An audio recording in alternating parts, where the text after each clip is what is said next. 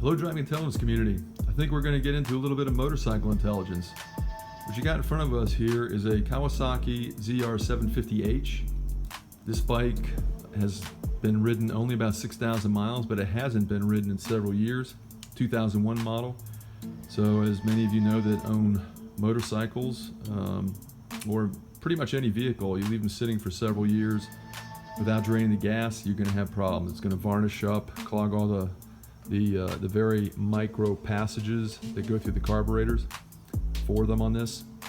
It's a beautiful bike in persimmon red, but I'm going to make a series on this similar to what I've done with the Ford F-150, the Mustang SVO, and the Cadillac DeVille.